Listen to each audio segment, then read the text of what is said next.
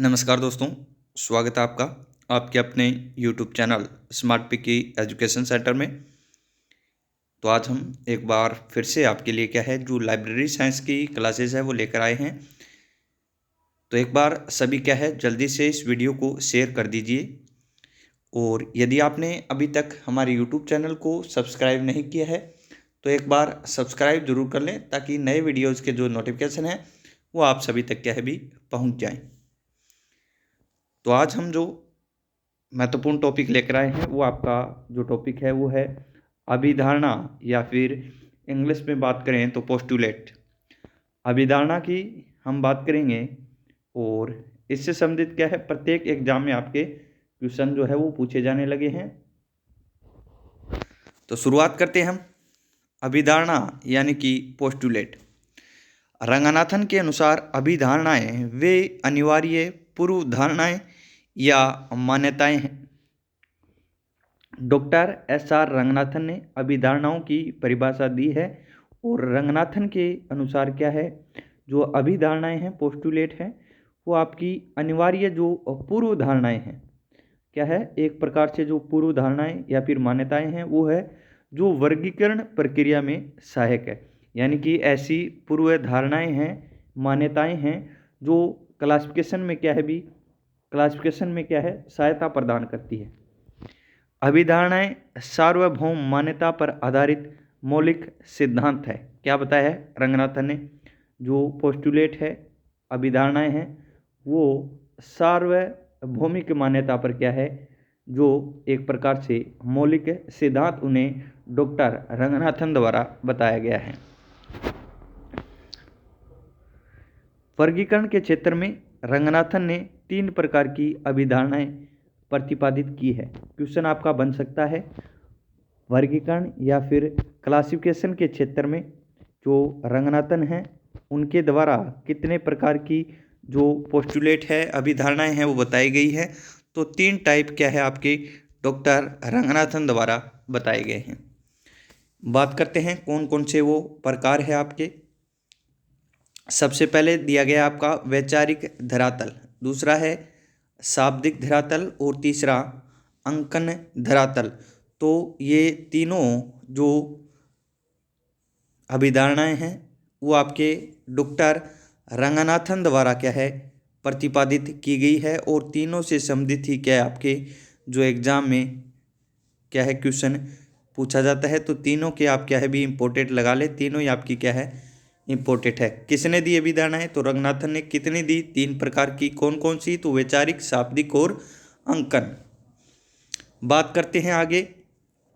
वर्गीकरण के सामान्य सिद्धांतों के आधार पर वर्गीकरण प्रक्रिया से आशय पुस्तक या प्रलेख के विषय के नाम को उसकी वर्ग संख्या में अनुवाद करना है। यानी वर्गीकरण के जो सामान्य सिद्धांत है उनके अनुसार जो वर्गीकरण प्रक्रिया है वो किसी पुस्तक प्रलेख के विषय को, किसी पुस्तक या फिर उसके प्रलेख के विषय के नाम को वर्ग संख्या में अनुवाद करना ही क्या है भी वर्गीकरण है। इसके बाद अभिधारणाओं एवं सिद्धांतों के प्रयोग से एक निश्चित क्रम प्रदान करना। यानी सबसे पहले तो क्या माना है सामान्य सिद्धांतों के अनुसार जो वर्गीकरण प्रक्रिया है उसमें पुस्तक या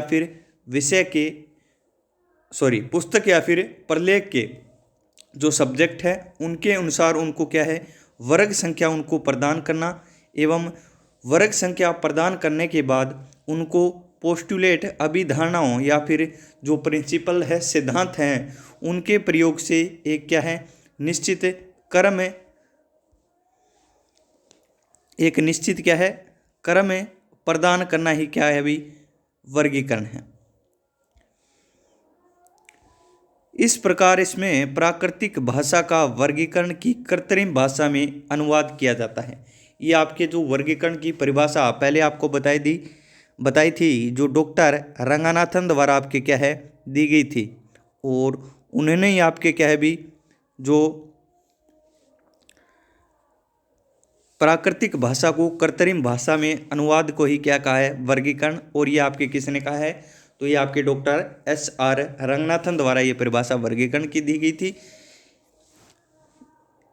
यही आपको यही समझाया गया है कि इसमें यानी वर्गीकरण में आपके प्राकृतिक भाषा को वर्गीकरण की कृत्रिम भाषा में अनुवाद किया जाता है। किसमें? वर्गीकरण में, क्लासिफिकेशन में। यहाँ से इंपॉर्टेंट अभी एक बार देख लेना, यहाँ से कई बार क्वेश्चन बन चुके हैं। रंगनाथन ने प्रायोगिक वर्गीकरण के लिए कुल 9 सत्रों या सोपांश का प्रावधान किया है।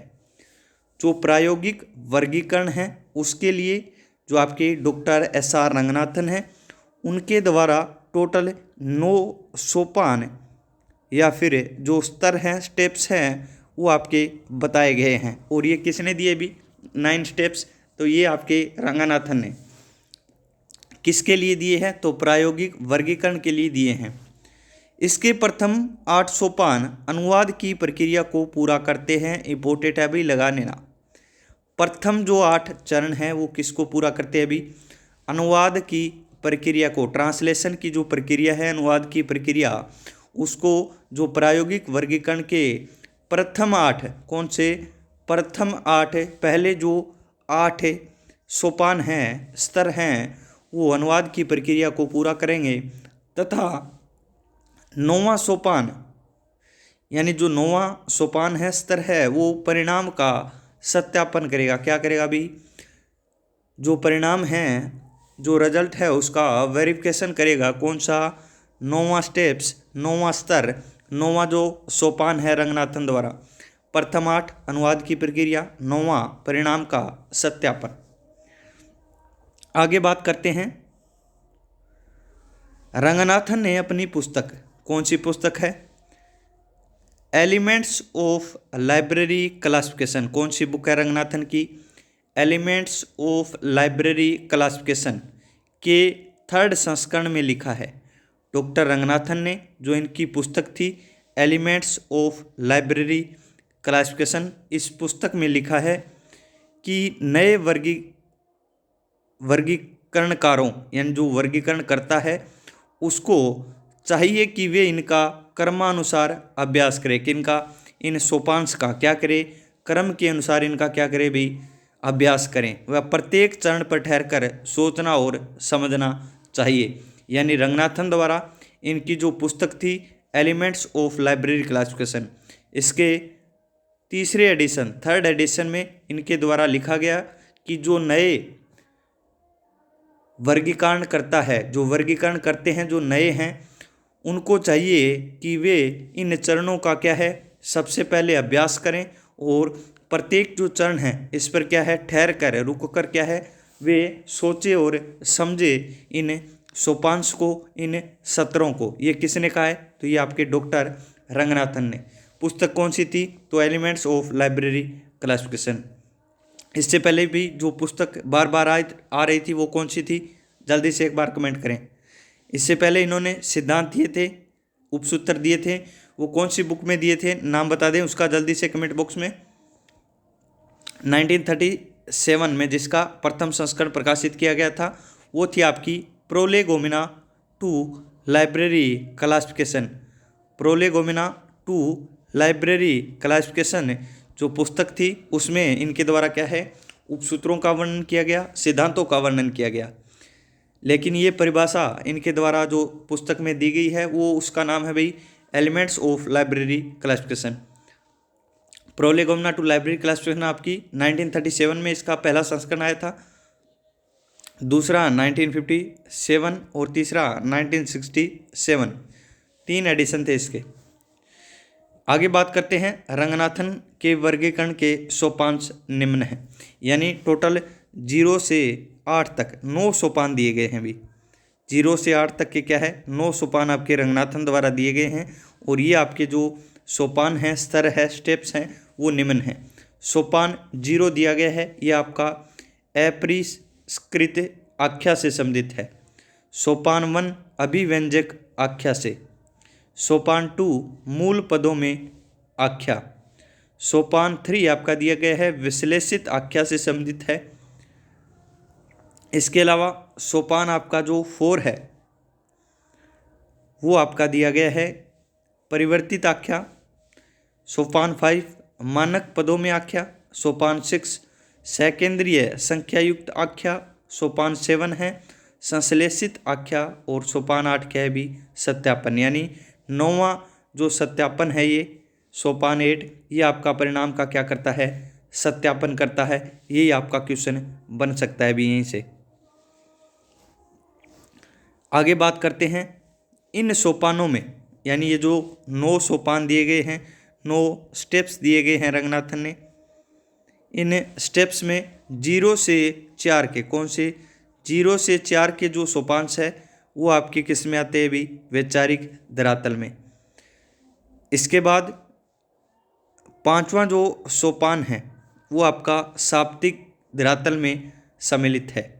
6ठा एवं 7वां जो सोपान है वो अंकन धरातल से, यानी 3 प्रकार के जो आपको पोस्टुलेट्स बताई थी, अभिधारणाएं बताई थी, वैचारिक, शाब्दिक और अंकन। तो इनमें जो सोपान दिए गए हैं आपके 0 से 4 के तो वैचारिक में सम्मिलित है आपके। 5 नंबर जो सोपान है वो शाब्दिक धरातल से, और 6ठा और जो 7वां है वो आपका अंकन धरातल से सम्मिलित है। तो इस प्रकार आपके जो 9 स्टेप्स थे, सोपान थे, उनको इन तीनों धरातलों के अनुसार क्या है विभाजित किया गया है। इन तीनों के अनुसार वैचारिक, शाब्दिक और अंकन, ये क्या आपकी अभिधारणाएं हैं तीनों। ये क्या थे भी, स्टेप्स थे तीनों। तो ये हमारा आज का जो महत्वपूर्ण टॉपिक था, जिसमें से आपसे क्या है कई बार आपसे क्वेश्चन पूछे जाते हैं और वर्तमान में क्या है इनसे संबंधित आपके क्वेश्चन बन रहे हैं। तो ये हमारा आज का जो महत्वपूर्ण टॉपिक था वो था अभिधारणाएं या फिर पोस्टुलेट। अभिधारणाएं रंगनाथन द्वारा दी गई। वर्गीकरण के क्षेत्र में रंगनाथन ने कितनी 3 अभिधारणाएं दी। वैचारिक धरातल जिसमें आपके जो 9 स्टेप्स दिए थे रंगनाथन ने, इनमें से आपके 0 से 4 के स्टेप्स तो आपके वैचारिक धरातल में, नंबर जो 5 सोपान है स्टेप्स है वो आपका शाब्दिक धरातल में, और अंकन धरातल में आपका क्या है 6 और 7 सम्मिलित किया गया है। तो इस प्रकार इनको क्या है बांटा गया है अभी। 9वां 8वां, यानी 9वां स्टेप जो आपका 0 से 8 थे, इसमें जो अंतिम स्टेप्स था वो आपका क्या है भी परिणाम का क्या करेगा, सत्यापन करेगा। क्या करेगा, परिणाम का सत्यापन। तो ये हमारी क्या है भी पोस्टुलेट्स थी, जिनकी परिभाषा भी आपके किसके द्वारा दी गई, रंगनाथन द्वारा। रंगनाथन ने इसके प्रकार बताए हैं। इसके अलावा रंगनाथन द्वारा ही ने क्या है भी इन सोपांश को क्या है बांटा गया है, और इनका वर्णन जो एलिमेंट्स ऑफ लाइब्रेरी क्लासिफिकेशन थी इसमें इन्होंने क्या है भी इन सोपांश के बारे में लिखा है। इसके तीसरे संस्करण में कि जो नए वर्गीकरण करता है उनको चाहिए कि वे इन सोपांश का क्या है भी क्रमानुसार अभ्यास करें, और प्रत्येक चरण पर क्या है भी ठहर कर सोच समझ कर क्या है इनको समझना चाहिए। कौन किसको भाई, जो सोपांश है स्टेप्स है, इनके लिए रंगनाथन द्वारा जो एलिमेंट्स ऑफ लाइब्रेरी क्लासिफिकेशन पुस्तक है, इस पुस्तक में इनके द्वारा कहा गया है अभी। टोटल 9 स्तर है, 0 से 8 के आपके अनुवाद की प्रक्रिया को पूरा करेंगे। 9वां सोपान दिया गया है वो आपका परिणाम का क्या करेगा, सत्यापन करेगा, वेरिफिकेशन करेगा भी। 9 सोपानों को इस प्रकार से इन्होंने बांटा है भी, स्क्रीनशॉट ले ले। पहला दिया गया है, दूसरा, तीसरा, चौथा, 5वां, 6ठा, 7वां, 8वां और 9वां। 0 से 8 दिए गए हैं, इसलिए जो अंतिम 9वां सोपान है वो 8 नंबर हो गया अभी। तो धन्यवाद। आज की हमारी महत्वपूर्ण पुस्तकालय विज्ञान की क्लास थी, जो आपके आने वाले एग्ज़ाम KVS लाइब्रेरियन और इसके अलावा जो भी आपका राजस्थान का 2nd ग्रेड 3rd ग्रेड में भी है, ये अभिधारणा है आपके संस्कृत शिक्षा विभाग के 3rd ग्रेड में भी है, इसके अलावा बिहार में भी है अभी। इसके अलावा जो आपकी MPPSC की अभी वैकेंसी आई है कॉलेज लाइब्रेरियन की, उसमें भी है ये। इसके अलावा बिहार लाइब्रेरियन और एक और रह गया आपका DSSB। तो इन सभी जो लाइब्रेरी साइंस की जितनी भी वैकेंसीज है, इन सभी के लिए क्या है ये आज का जो टॉपिक था वो महत्वपूर्ण है अभी, तो ध्यान से देखें। धन्यवाद आप सभी का। एक बार इस वीडियो को आप क्या है ज़्यादा से ज़्यादा शेयर ज़रूर कर दें, और अभी तक आपने यदि हमारे YouTube चैनल को सब्सक्राइब नहीं किया है तो एक बार सब्सक्राइब ज़रूर कर लें। धन्यवाद।